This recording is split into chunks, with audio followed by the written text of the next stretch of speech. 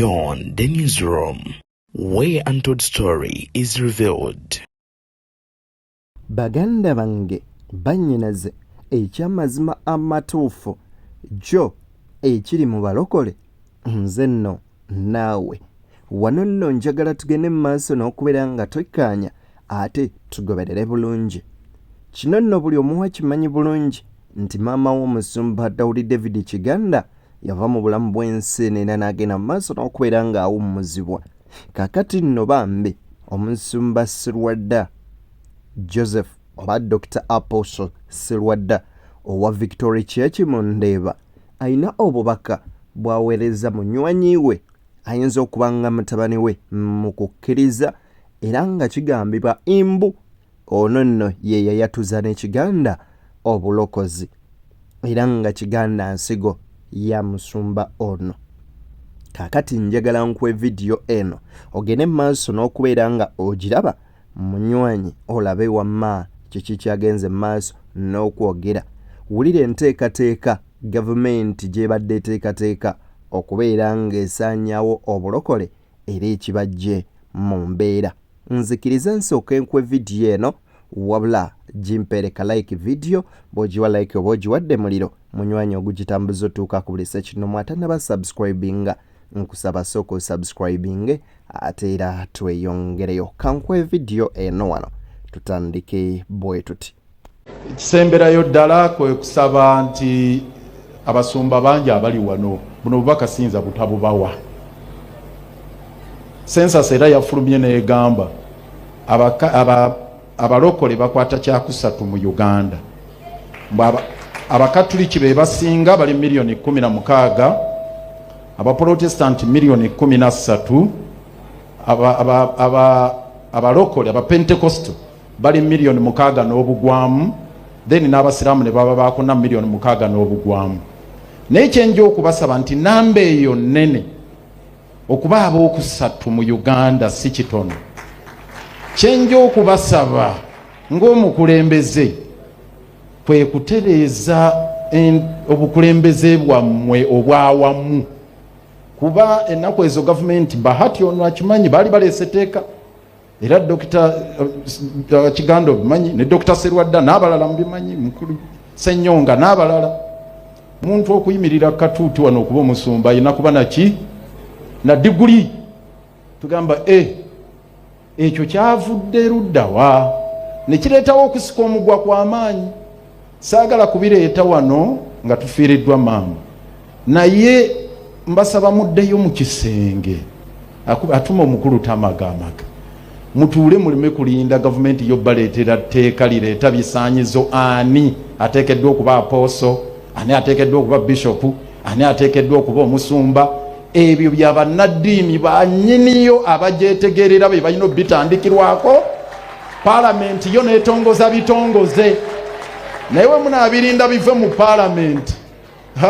Paalamenti eyo ejja baleetera ebitategeerekeka, eggalewo kanisa, egoba abasumba, etekewo etteeka ebitasoboka. Ekyo nkisabye ng'omukulembeze yenna omukkiriza era Lukwago ono kimanyikiddwa nti musajja Muisiraamu naye afuddeyo nnyo okubeera ng'abuulira abasumba n'ebyo biki abasajja bano bye babadde bateesa. Kaakati nno njagala nkuwe ebigambo bya Dr. Joseph Sserwadda obiwulire, wabula nkujjukiza nti gweyagala olanga naffe tukubireko wansi ku simu zaffe tujjagenda mu maaso n'okuba nga bizinensi yo ate tugiranga butereevu. Kankuwe ebigambo bya Dr. Joseph Sserwadda.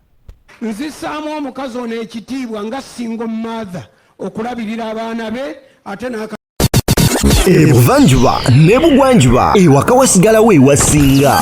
Beyond the newsroom gwe mukutu ogukuleetera ekyo ekisinga. Katiranga naffe ng'oyita ku noti 771 44 53 ne noti 744 26 41 na bino bikulu. Tetulanga bafere, tetulanga basawo ba kinnansi n'abagwa mu koowa eryo. Mwebale kutuwagira. Thank you. asembyeyo n'abatali babe. Amazing. Ne bwendekera wano okwogera ne tugenda tuziika ono omukazi akoze kyateeka okukola. Hero bano ba brigadier ne bakana abali wano tugenda kubayimiriza wano basaliyutinge n'abalala noli yagambye omanya amateeka teganzigiza kufukamira mu maaso ga nnyoko ne beegamba amateeka nga ggulu lye lyogera nnyoko omufukamirira. Nalabye wano omusirikale yagetayinza kufukamira nga mwana wange nali byoluyi. Oteekwa okufukamira mu maaso g'omukazi ono. Nze siramusa Nnaalongo nga nnyimiridde. Sikisoboka. Waakiri ntuula ku kifugi awo oba neewombeeka mu ngeri n'alaba oba kyekyo sigenderayo ddala. Bwe mba saagala kutuuza suuti yange mu ttaka sigenda naye bwe musanga nga tudde mu ttaka wentuula kubanga oli singa tiyandeeta singa siri wano mugenda kuba engalo. Ono omukazi bamufukamirira ono bamusaamu ekitiibwa. Ye emizinga gya Uganda gye batakubira bano baligenda gikubira baani? Ne baddira abantu abatatugasiza ne babatulisizaako ebitutu nga waliwo ab'omugaso be batatulisizaako bintu. Now Bayibuli egamba bweti mu Batesalonike ekisooka etulagira essula ey'okuna olunyiriri olw'13. Ebigambo by'omusumba Dr. Joseph Serwadda bwe bityo nno bwe biri. Kakati nfanfe wa Kiganda amanyikiddwa nga Pastor Jackson Ssenyonga owa wali Makerere Kikone agenze maaso n'okubeerako obubaka munnange bwawa mukwano gwe era nkusaba na bino ogende maaso n'okubeera nga ate obiwuliriza. Vidiyo eno nkusaba gimpereka like ate gwata na subscribing asoko subscribing ku makutu guno tusobole okubeera nga ate tutambula kyenkanyi. Because at all times, in all ways, we must thank God. We don't worship Him only in good times, but we worship because His word is true. There is a time to be born and also a time to die. That is His word. So we honor Him on such a day because He knows through His manifold wisdom why this day is like this. My friend, Bishop Kiganda, we've known each other for a long time. Some of you don't know. We were raised in the same church with Bishop Kiganda. Bishop Musisi was one of our pastors. I honor you, sir. We were in evangelism, Bishop Kiganda nga ali mu business, and Bishop Kiganda was still in business. Ng'enjiri ajagala, he loved evangelism, ng'agiwagira ffe.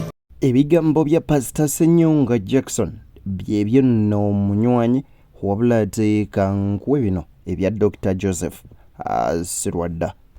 Olibiwero Kiganda yali mubi ng'alwana n'okulwana. Kiganda yali agenda okunkubira ku Bikira Maria. Ono Dawudi ono empaka Kiganda yazitwala wala naye nga gwawakana naye nange era sisiba kweya nange ngendera naye tasiba Kiganda munemalayo muwulidde obujulizi bwesobola kuddamu naye bino kambi babuulire maama wadde yasaba bamukolere ekitiibwa naye ate maama olw'okuba yali alokose ye yeekolera ekitiibwa ekikye kati mmwe temulina kitiibwa kyemuyinza kukola kusinga kiri genda kibabuulira wano mu ddakiika 5 ate nfe na wano nze nali mbaddeko omukolo nga gwa time nenguvaamu nga nfisiza eddakiika 10 ekyo kimaze erinnya lesitetuuta lya Lulatini.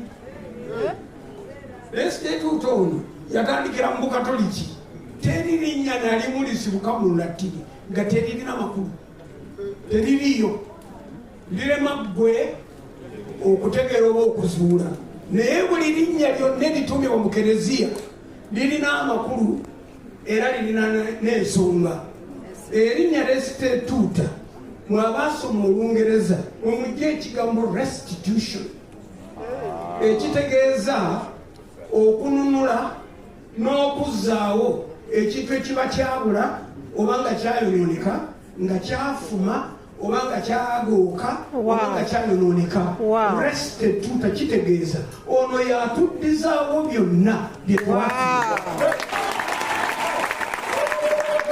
kati ekika kino kiziika oyo abadde akikumaakuma kiziika oyo abadde akikomyawo ono omukazi gwe mulaba gwe muziika olwaleero ateekwa okubakaabya ennyo ate n'abasesa nnyo byombi abirina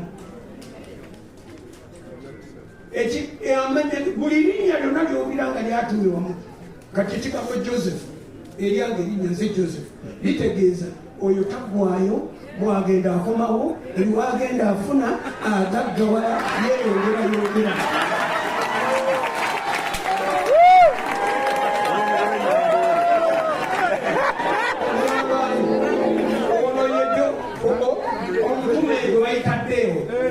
Deo gracias kitegeeza deo kyekigambo ekitegeeza katonda oyigemwe saabagulidde tunasomera bukalasa museminariyo kakati wulira deo kitegeeza katonda deus ng'omwogerako ng'alinga wali deum ng'omwogerako nti aleero gye muli kye bayita accusative tukiyita accusative ng'omwogerako kakati bw'owulira ekigambo abakati kyebagati deus vobiscum kitegeeza katonda abeere namwe ne mumuddamu nti et cum spiritu tutuo naawe abeere n'omwoyo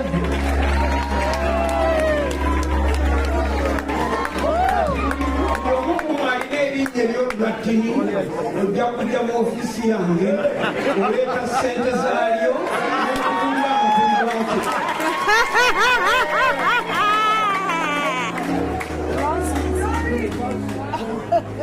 gakyo ekigambo kyebayita gervasio babadde babuuza wano faza kubayita gervasio abamunoonya gervasio kitegeeza agenda mu lutalo n'akomawo ng'abasonjodde sonjodde abakubye erinnya lya taata wa kiganda muwulire bwali kutuddeko nayogera mu bukatoliki bamwyita ricardo ye richard oba ricardo kitegeeza omulwanyi akozesa engabo naye nga tagisuula ku ttaka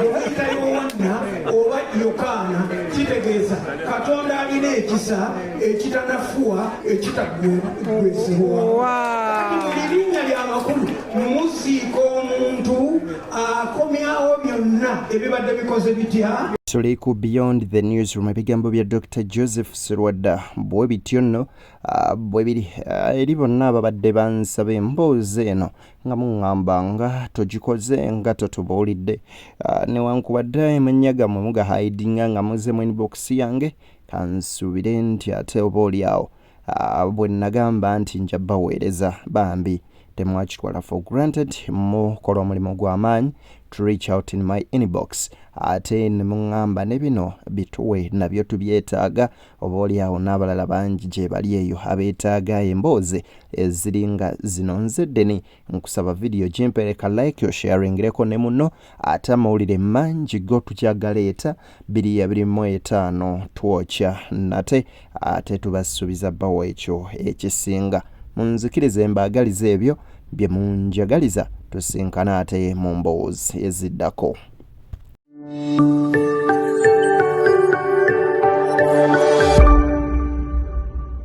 Beyond the Newsroom, where untold story is revealed.